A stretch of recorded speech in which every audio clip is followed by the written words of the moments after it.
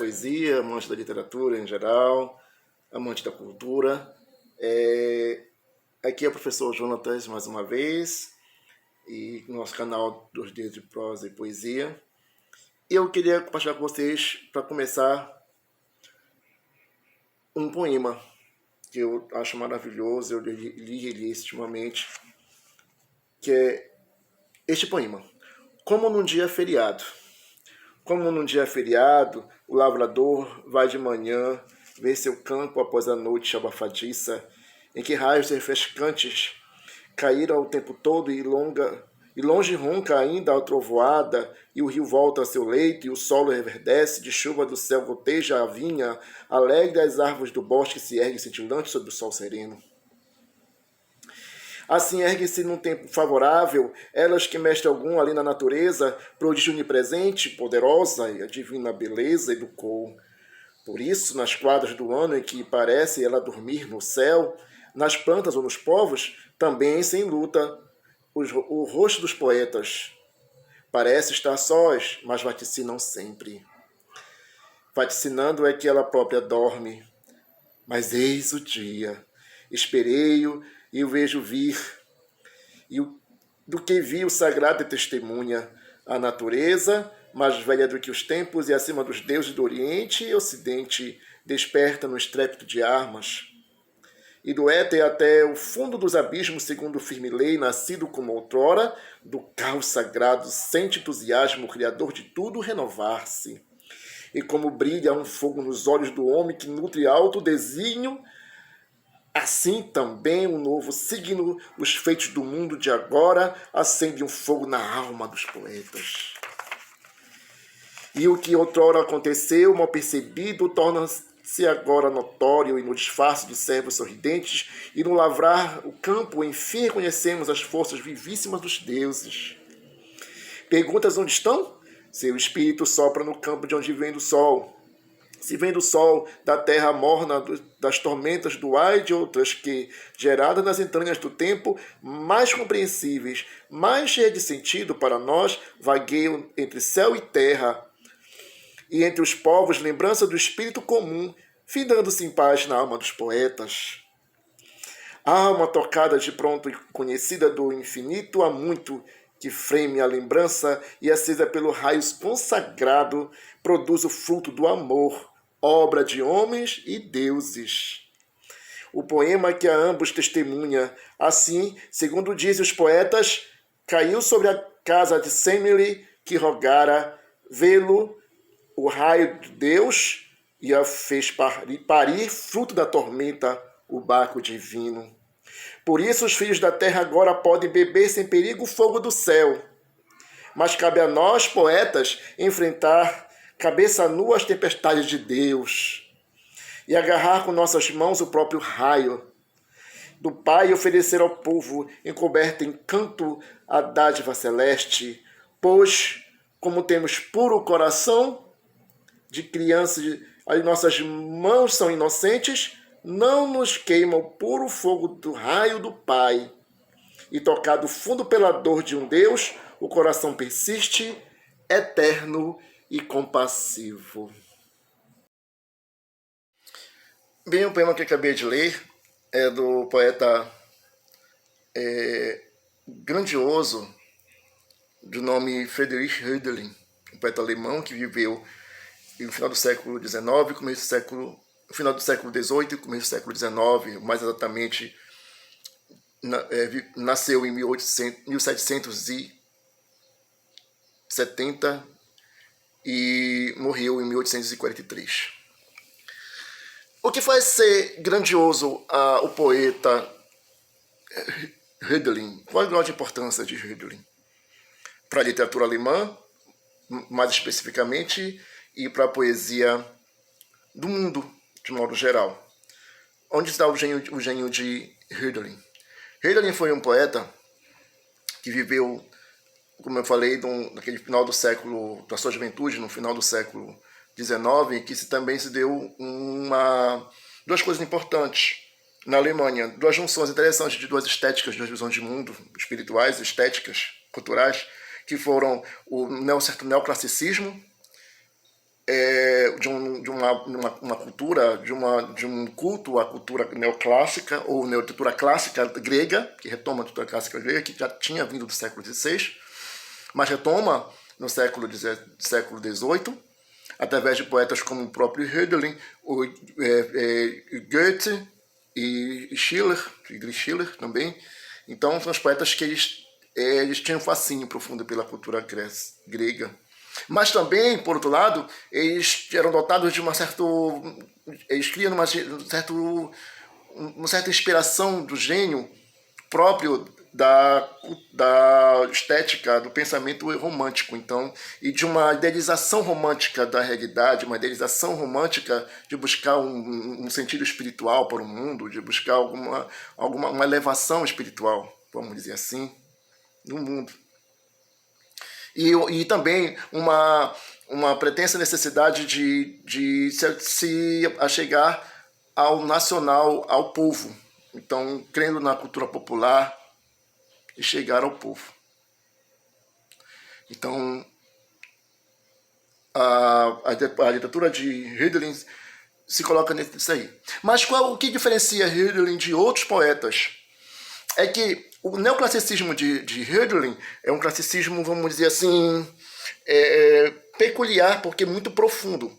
Porque é um neoclassicismo que não é baseado de uma volta, vamos dizer assim, artificial a uma cultura já morta, arqueológica grega, mas sim de uma cultura viva. Em que sentido?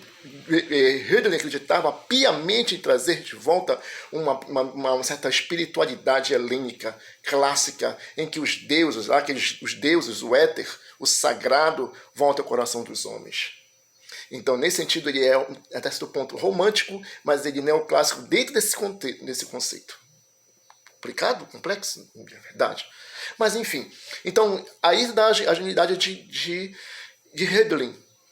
É de tentar... ele vai fundo às esferas do sagrado e traz a palavra, ele crê piamente que a palavra poética, que a literatura, ou no caso a poesia especificamente, os poetas podiam fazer a junção, fazer a interlocução, fazer a ponte entre o sagrado, o éter sagrado e a terra, aos povos, ao seu povo. Então, ele acreditava que os deuses tinham saído do coração dos homens, mas poderia voltar. E ao meio de fazer isso seria a poesia. No seu poema, como dia feriado, vimos isso, como se o Deus trouxesse lá um trovão, os raios e as setas, aqueles trovões, e o poeta ele seria capaz de pegar com as mãos esse trovão e trazer para a terra, para os homens, a iluminação divina, o amor divino, no sentido profundo da palavra, não no sentido puramente religioso, é cristão. Veja bem, porque Hölderlin, na sua poesia, não é cristão. A sua religiosidade tem um fundo mais estético, espiritual, do que propriamente cristão religioso. Tá? Então, apesar de ele ter tido uma formação cristã, quase ele era padre, foi voltado para ser padre para sua família, para seus pais, mas desistiu e dedicou-se totalmente à poesia.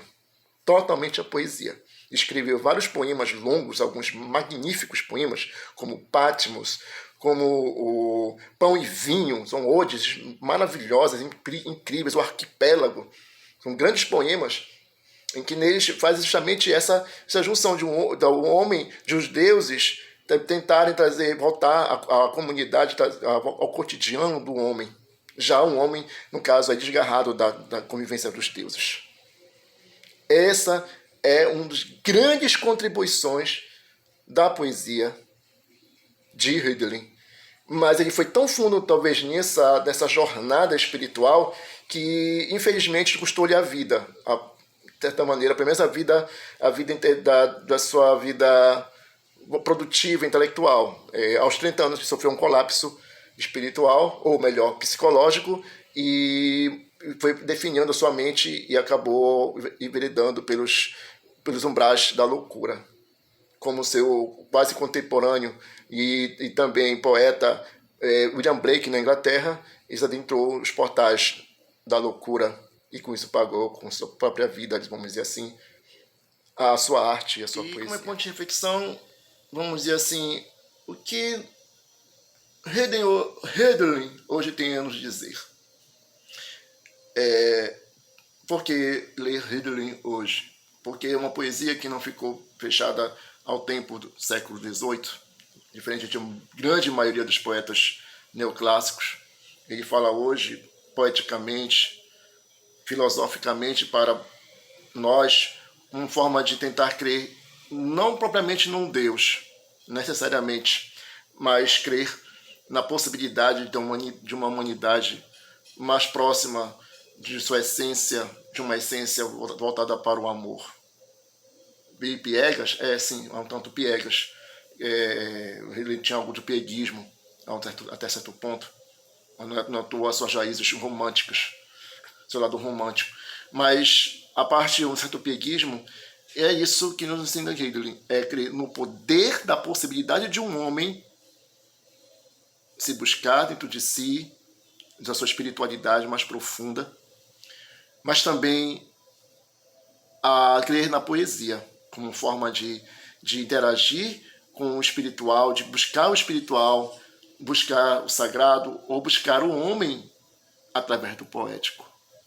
Buscar a humanidade e o fundo da humanidade através do poético.